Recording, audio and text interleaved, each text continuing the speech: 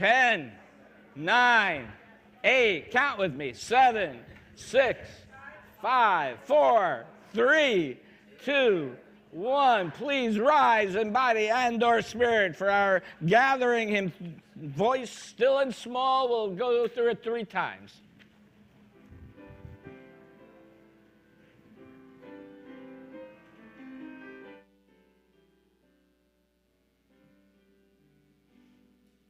Voice still and small, deep inside all, I hear you call, singing.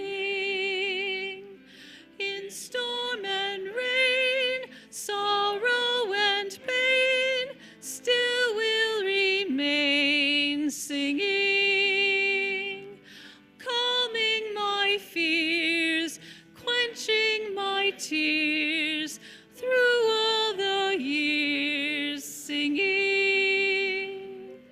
Voice still and small, deep inside all, I hear you call, singing. In storm and rain, sorrow and pain, still will remain, singing.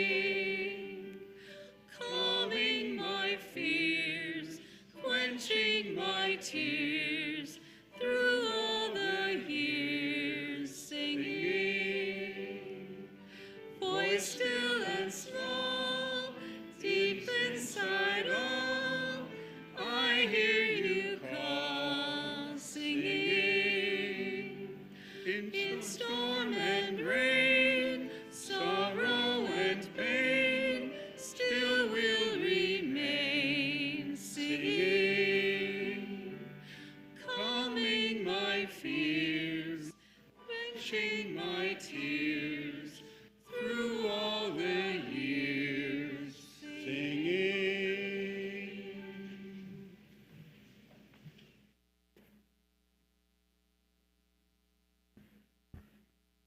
Thank you. That sounded great.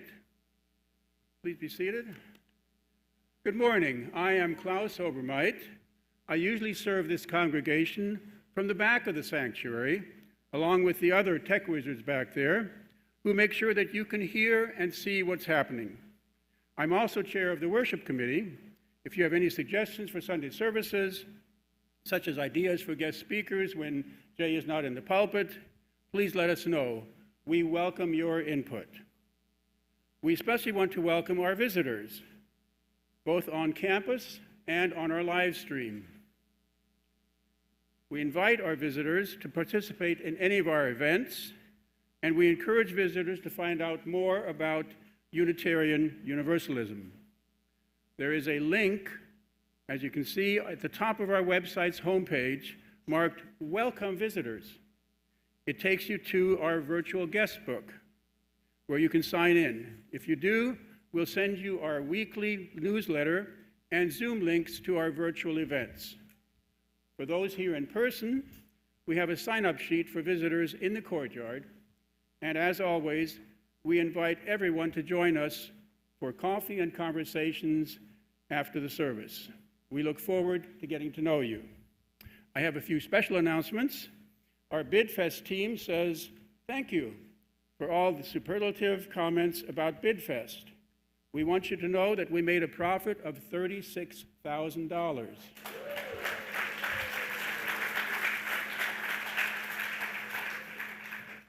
We also want to thank those of you who already have paid your invoices online. That's 50% of the total. Please continue to pay online or at the BidFest table today or next Saturday. You also can pick up tickets and gift certificates at the table. Congregational conversations will continue after the service in the Lexo wing. The discussion will be around discerning a new mission and vision. Also, today's Potluck Sunday. Everyone is welcome to join us. We look forward to seeing you there. And now, our choir has a few ideas to share.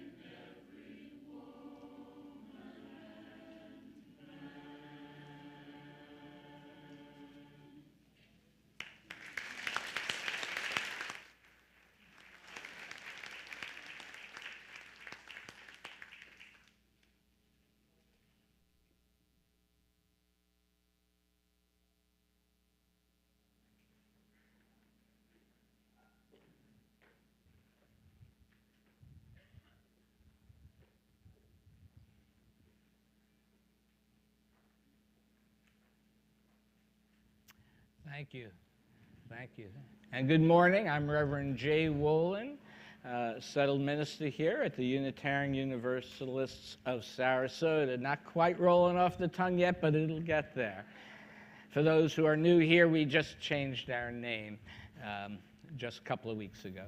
So our opening reading today is an excerpt from the Hindu text, the Bhagavad Gita, from chapter 13.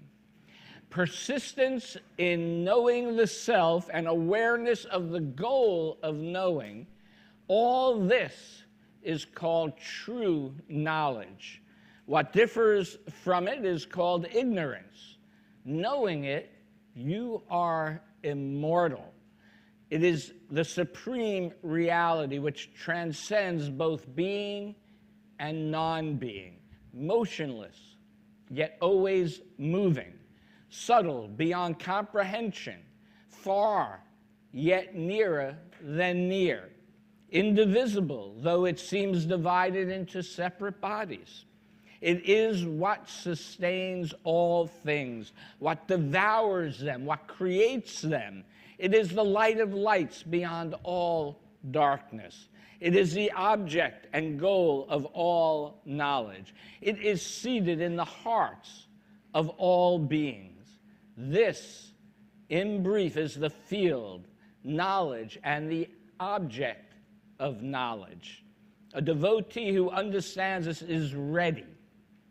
End quote. So as we light our chalice, let it be a symbol of the light within us that guides us toward knowledge of knowing the self.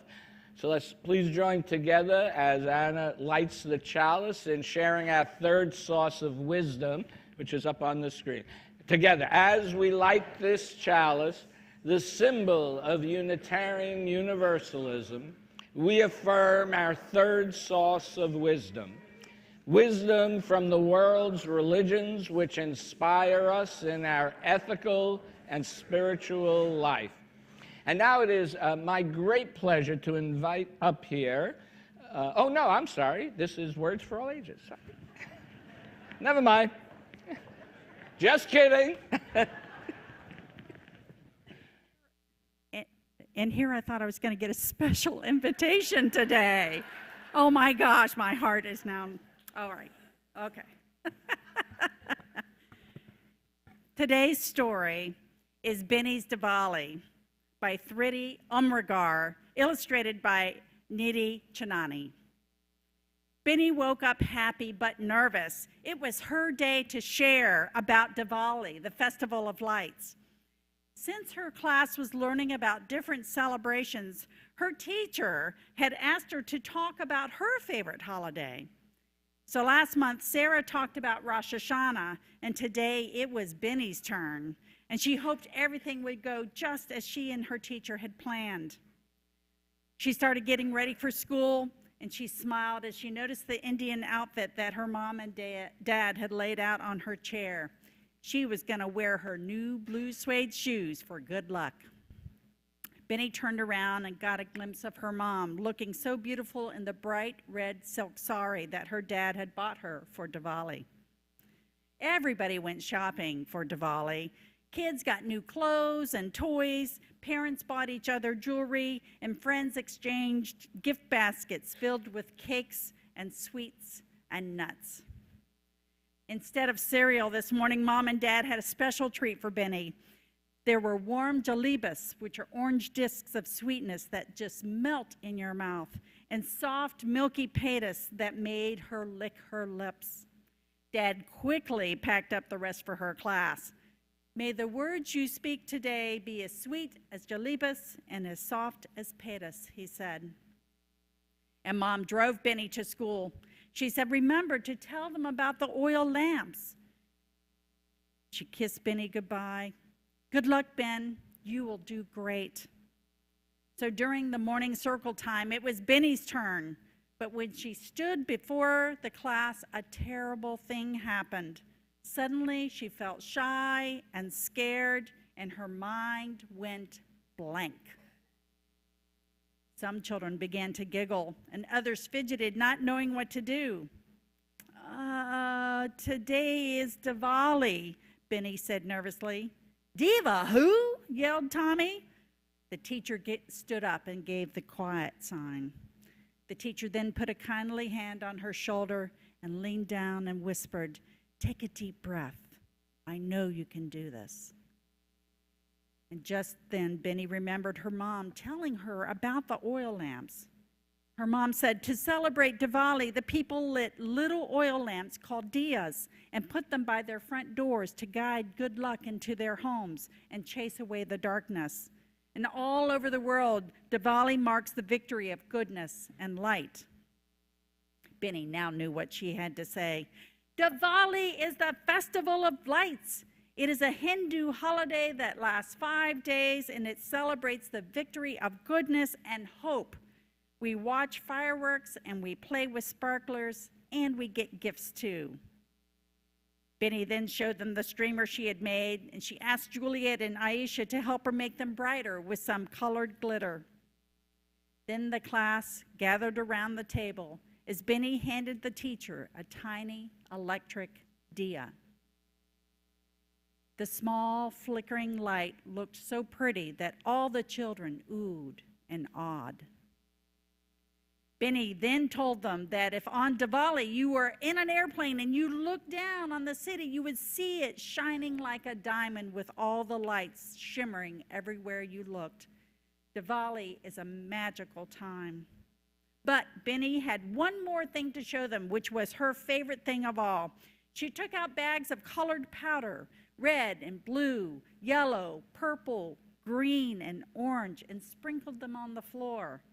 First, she drew a flower with the powdered chalk, and then she used it to write, "Happy Diwali to all." This is called Rangoli, she said, and Hindus create them on their doorsteps to bring good fortune from the goddess Lakshmi. The children started clapping. Benny shared the box of pedas and jalebis with the class, and they ate every last crumb of the sweets, smacking their lips in delight. Romeo finally raised his hand. "Well, how many festivals are there in the world?" he asked.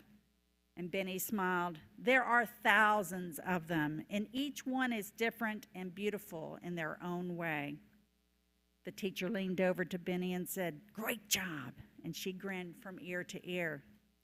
So as Benny walked home that day, celebrating her own victory of goodness and light, the spirit of Diwali was real. The story of the oil lamps had chased away her own fears.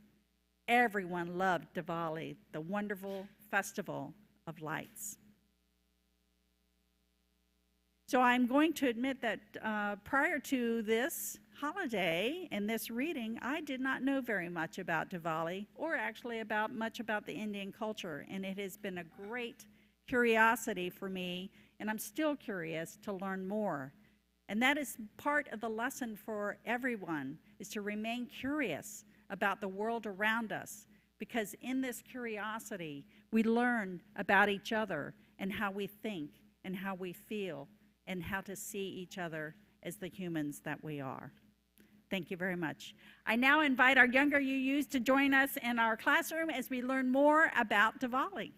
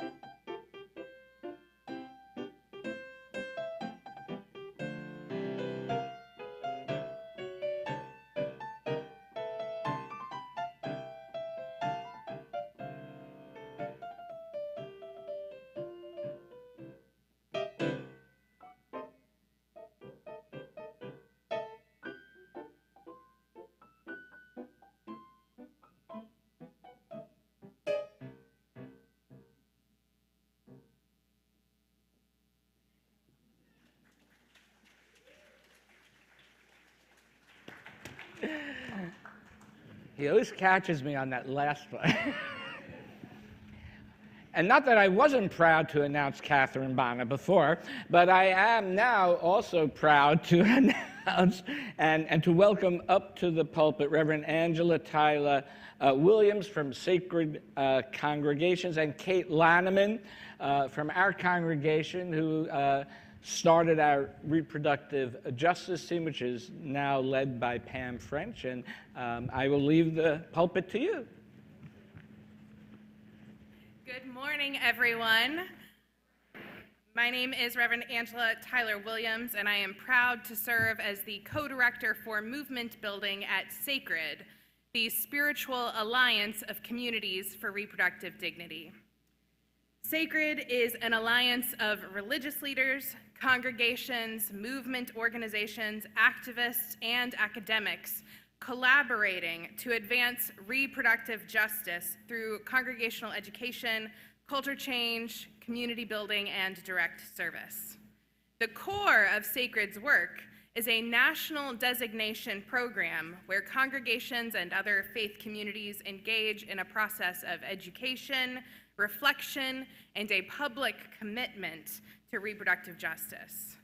We have created a 7-session curriculum for communities and small groups, and since March of 2022, we have hosted 13 Train the Trainer sessions and have trained 375 facilitators from over 200 congregations in 38 states and 29 denominations and religious traditions.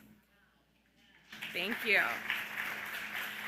And I am proud that today I am here to recognize the Unitarian Universalists of Sarasota as the first ever designated sacred congregation.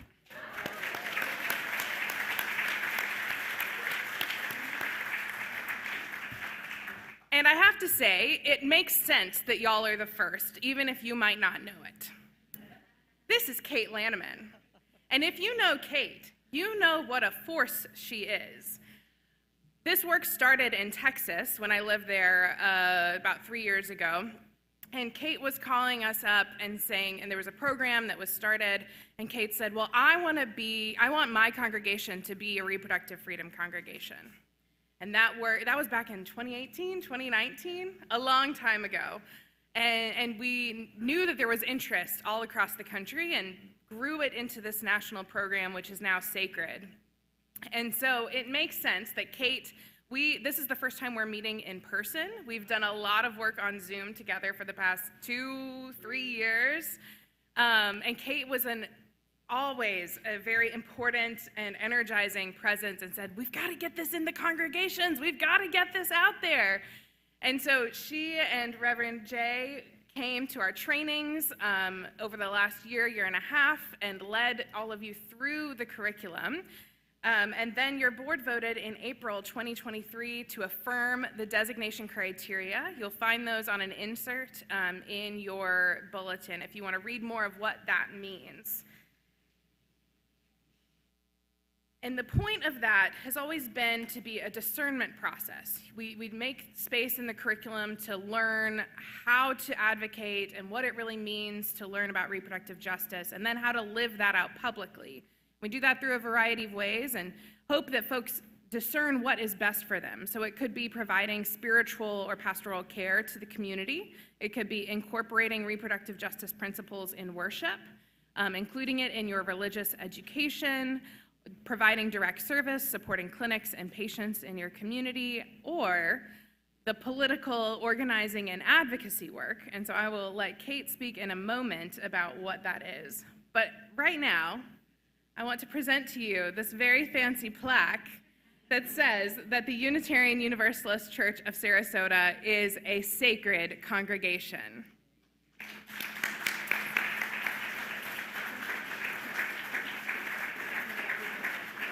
Yes. So this plaque says, sacred congregations create and hold space for courageous conversations, free from shame, judgment, and stigma. We equip people to weave together their faith story with their reproductive story.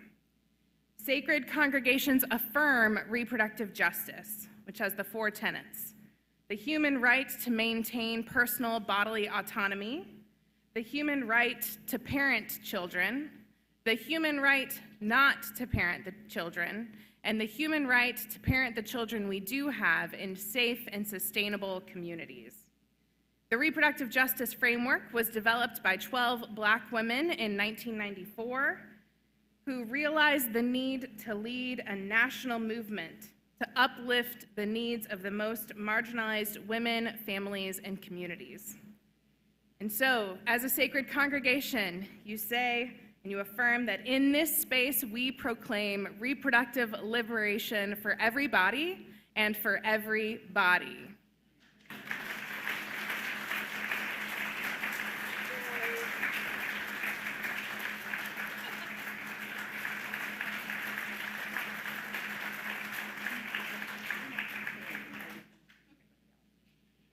So let's move into our responsive reading. This is a Sacred Congregation's litany, and there will be a responsive piece. Kate and I will alternate the lead, and then y'all will come in with the all.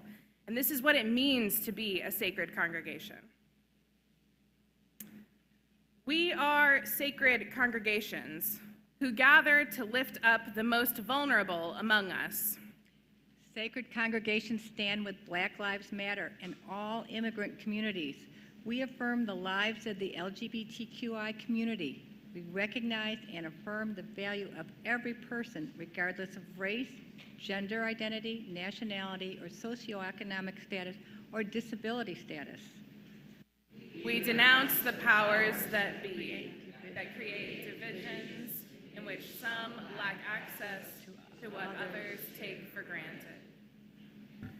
Sacred congregations seek to create a more just and inclusive world in which all can flourish and thrive. Our faiths teach us that we care for all, and that care includes support for people in need of reproductive care. We acknowledge all people in the U.S. and abroad who do not have full access to reproductive health care services. Sacred congregations call for religious and moral commitment to reproductive health and justice. We commit to teaching about reproductive freedom, displaying our commitment to reproductive dignity, and creating safer spaces for people seeking reproductive care. When people are denied comprehensive abortion care, they may forego food or shelter or pursue unsafe abortions that put their lives at risk. Sacred congregations will not be silent about reproductive dignity. We will use the word abortion. We will talk about it in our various worship services, and people in need of reproductive care will have a safer space to seek counsel. We know that protecting the rights of all requires our voice and our commitment. Sacred congregations make space for the disadvantaged to have a voice and pledge to work until all people have the reproductive health care they need and deserve. We are sacred congregations.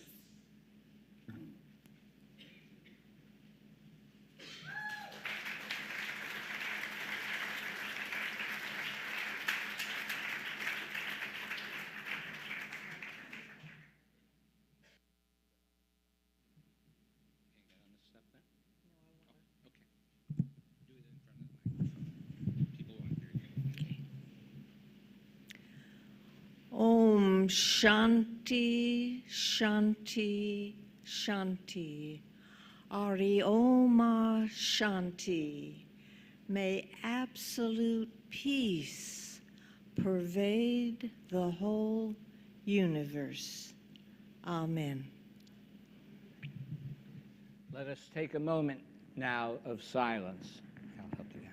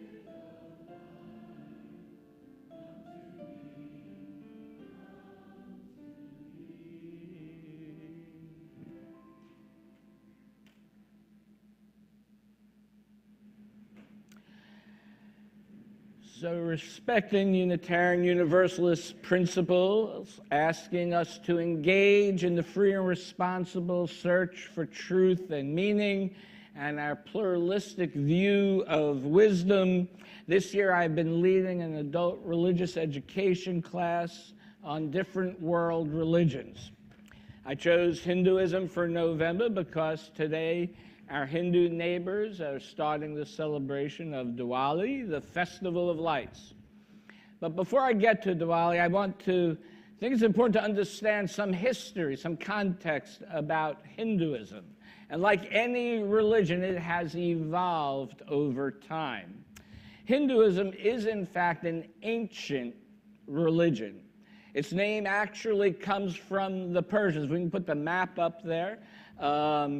Who identified a society as Hindus, right? Which means Indians. A society came and said, they just called them Hindus, meaning they were people who lived south of the Indus River, which today is close to the Indian-Pakistan border. Now, originally, Hinduism was a collection of local native religions in the Indus Valley civilization, which flourished from about 3000 BCE to 1500 BCE. This was a very well-organized society with multiple cities that were connected to each other by roads. And from archaeological information, we know that an Indo-Iranian culture moved in. Now, whether they cohabitated with this older culture or they invaded is a hotly debated academic topic, but these cultures merged. These Indo-Iranians were more nomadic and used horses and chariots. They were far more advanced technology-wise, and they brought the Sanskrit language. And it is believed that in about 1200 BCE, the first of the Hindu sacred texts, the Vedas, were composed. The most famous Veda we know of is called the Rig Veda. These writings are largely praise hymns addressed to the various deities, and the writings include multiple versions of creation and the multiple gods in various forms. And the gods, however, were not omnipotent in the way we think of God in the Western culture, meaning that, and the religion was and actually still is considered henotheistic, meaning that you may devote yourself to one God, but that you accept that there are other gods, and that each of these gods is just an expression or manifestation of ultimate reality or God.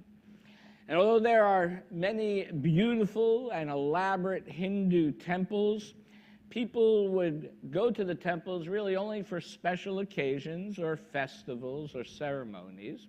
Many Hindus have an altar or room for their personal daily devotional practices.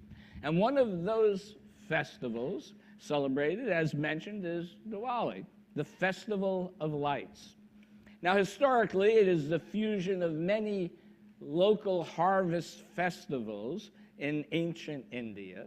And I think it's important to understand just how diverse India is, and also realize how much, 94% of Hindus are in India. So it is really, although there are many now throughout the world, but 94% are still in India. But I think it's important to understand just how diverse India is. That the northern part of the country links the festival to the legends in the Hindu epic, the Ramayana, which after a period of 14 years in exile, Rama's army of good defeated the demon king Ravana's army of evil. These people of Rama's kingdom lit oil lamps to guide him back home in the story, and thus we now have the Festival of Lights. And even today, the roads of India are lined with lights during the holiday.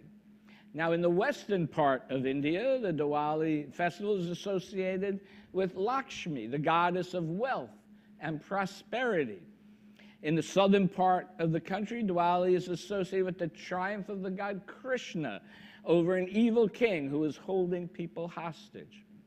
And in the southern part of the country, Diwali is associated with the goddess Kali, who is known as a destroyer of evil forces to protect the innocent. But in all cases, it is a time for celebration.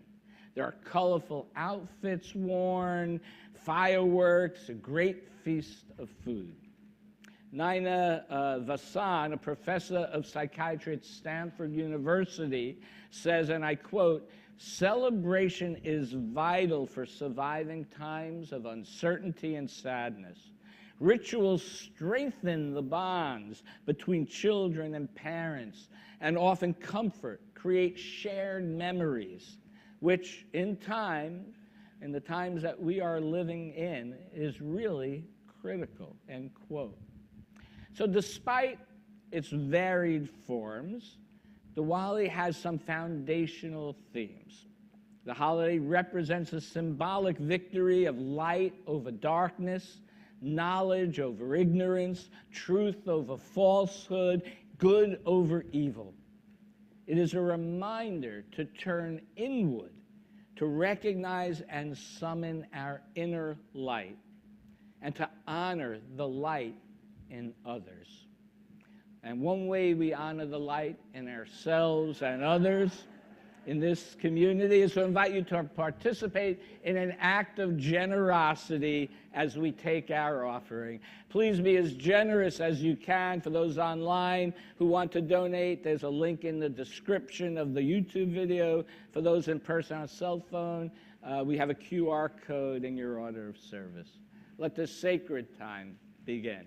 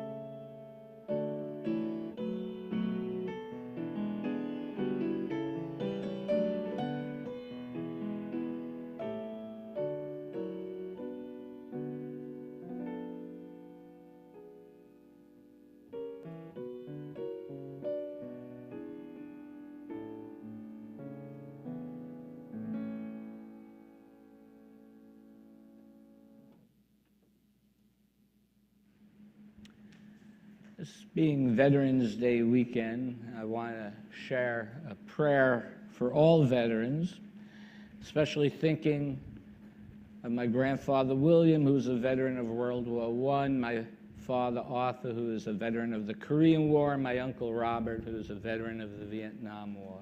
And I offer this prayer up.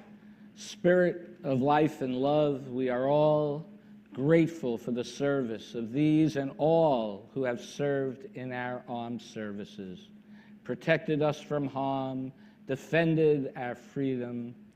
May we always be faithful to them as they return home to us.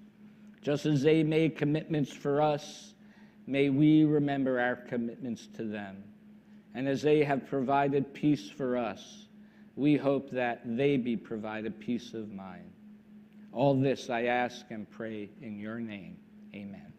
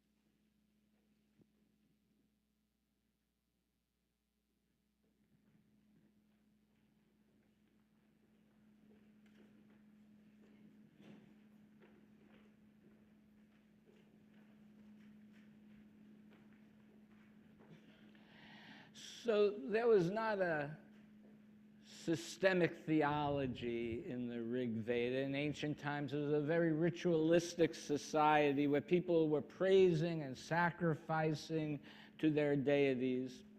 And it's in this Vedic tradition that we first see the foundations, though, of what became what we hear today of as Hinduism, including the beginning of the caste system.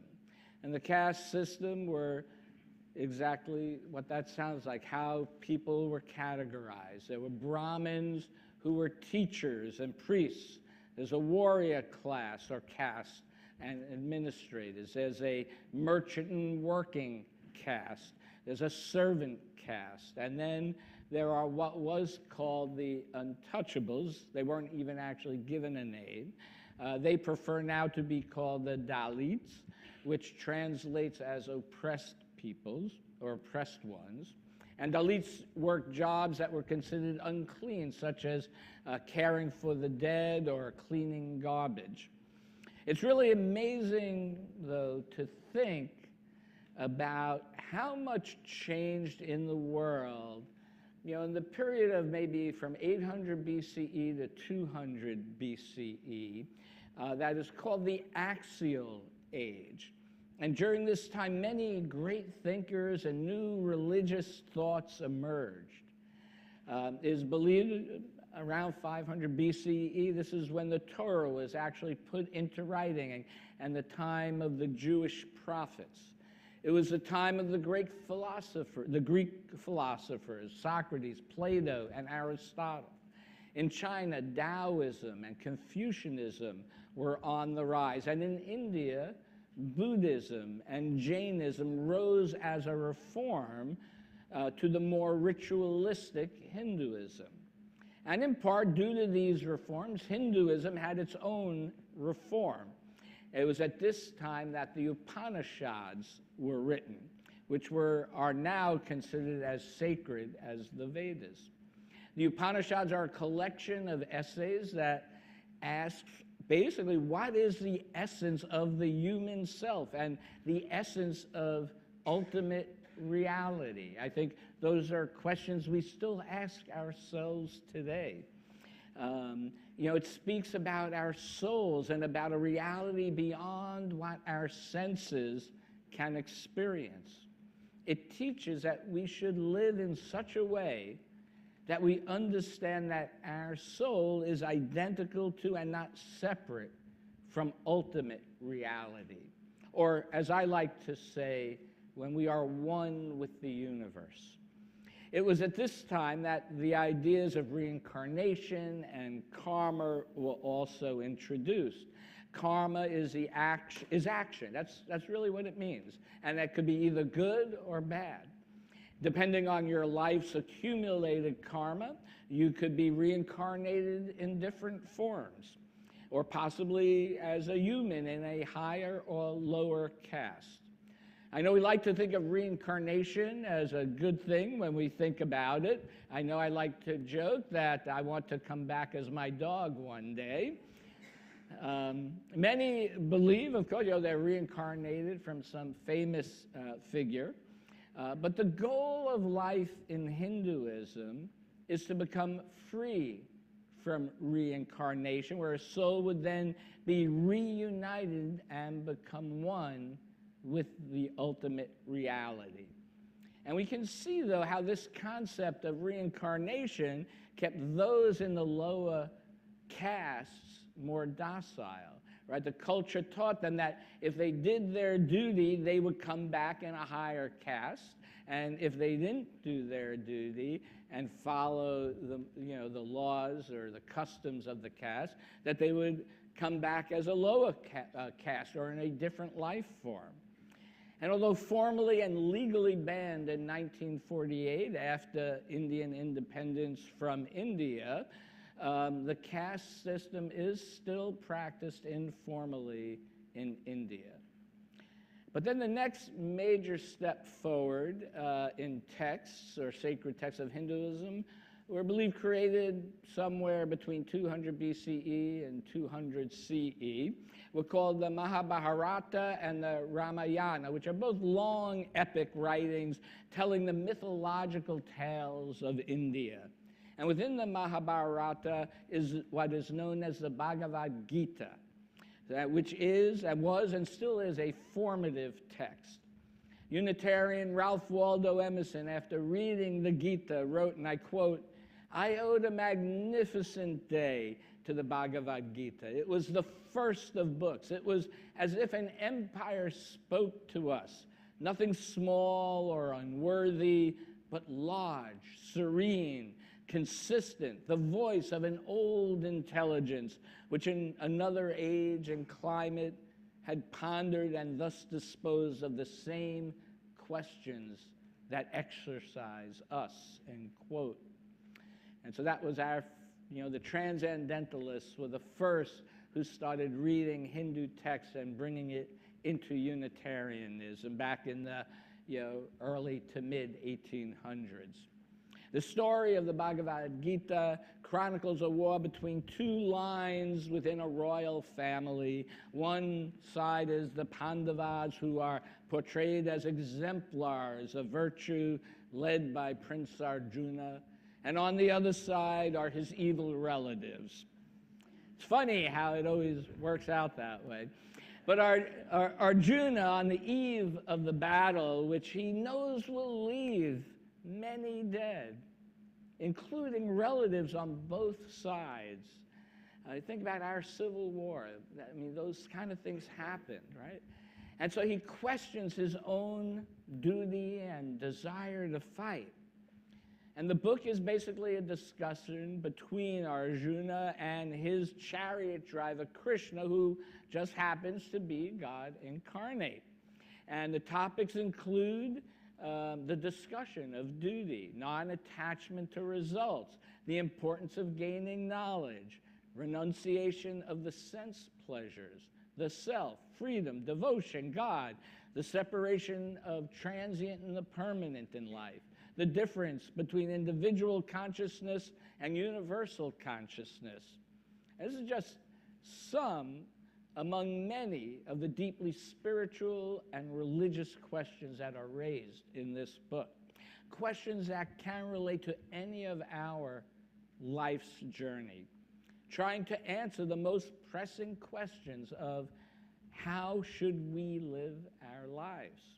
And although the book tells the story of a war with the encouragement to do one's duty and fight, the leader of the Indian independence movement and nonviolent activist Mahatma Gandhi was said to have carried around the Gita with him at all times, and he constantly read it. And so the theory being here is that this outward battle in the book, right, is a metaphor for the inward battle, right, that we each face every day, right? The inward battle of our soul for authenticity, the battle of comfort versus conscience, the battle of compassion versus fatigue, the battle of ego versus selflessness, the battle of action versus inaction, the battle of fragmentation versus wholeness. This is something we each face every day, and this book tries to give us answers to how to do that, how to make those choices. It speaks of yoga. Now, I know we tend to think of yoga as body exercises, a whole downward dog. My body was not flexible enough really to do that. But really, that is just one part of yoga. Yoga comes from the word yoke or discipline. The Bhagavad Gita speaks of 3 disciplines or 3 yogas. Karma yoga, the discipline of action, Jnana yoga, the discipline of knowledge, and Bhakti yoga, the discipline of devotion. And in discipline, it says we find freedom, the freedom to choose. And with each choice we make, something is sacrificed. And we have to accept that. I think of author Malcolm Gladwell. He has this theory of 10,000 hours, that you need to spend 10,000 hours on something to become proficient at it. And whether it's an athlete or a musician or an accountant or a minister, it requires devotion to what you are doing if you want to really be good at something or be excellent at something. It requires a devotion to that this is your purpose in life. And if we spend time acting to create that excellence and gaining an understanding about something, it is time we are not spending on something else. And that is the hard choice, because there are so many choices of where to spend our time. Now, in the time the Gita was written, an individual's purpose was determined by caste. But today, although there are limitations, I note that, our purpose is really more often determined by the career we choose, or the vows we take, or the promises we make to each other, how we agree to be in relationship with each other, individually, congregationally, and communally with the larger community. Devotion, I want to point out, I know we hear that word and we have certain visions in our head of what that means. It doesn't necessarily mean saying prayers or lighting candles, although it could mean that. But really it's about a devotion to something. I really like the line by theologian Reverend Frederick Buechner, who wrote, "It's where your greatest passion meets the world's greatest need. And then you should go out and devote yourself to making that happen." And although it is true our choices are limited due to our circumstances, the Gita would say that we should live up to the potential we have as individuals and as a society. The Gita says that meaning is found if we look at our lives in the greater scheme of the universe. Remembering the opening words, persistence in knowing the self and awareness of the goal of knowing all this is called true knowledge, end quote. I do not know if we can ever really know what our purpose is. We can only live out our lives with the gifts that we have and develop those gifts and nurture those gifts and accept that our purpose is only determined after the fact. And the Gita tells us that meaning comes from engaging faithfully with the world. Acting with thoughtful devotion is what is needed to lead a meaningful life. And everything we do is an action. Even if we choose not to act, that is an act. And there is so much in our lives that we cannot control, but we can control our actions and our reactions. Ultimately, Hindu's message is one of interdependence with all that is, that we are already one with the universe, that the universe is fused with meaning, which means that every life has meaning. Every life has meaning. Imagine if we lived our lives recognizing that, even starting with ourselves, that our life has meaning in everything that we do. And if we believe that, and if we act in that way, perhaps we can recognize it, nurture it, and bring that meaning to fruition for ourselves, for each other. No one said life is easy. There are hard choices to make in hard times, to find, and we have to constantly find that light within. So I encourage you to keep searching for and nurturing that light that is in and within each one of us. May it be so. And now I invite you to rise in body and or spirit as we sing This Little Light of Mine. Feel free to clap, dance, whatever the Spirit moves you to do.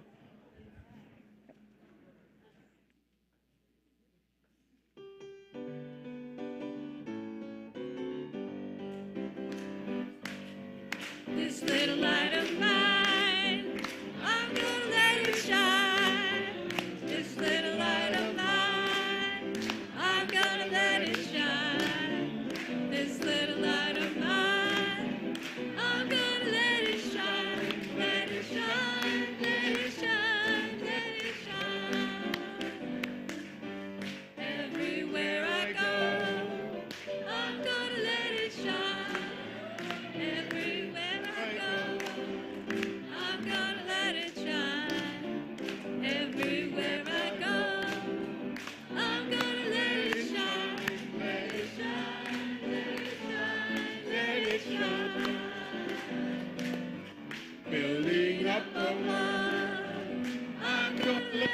shine, building up the world. I'm gonna let it shine, building up the world. I'm gonna let it shine, let it shine, let it shine, let it shine.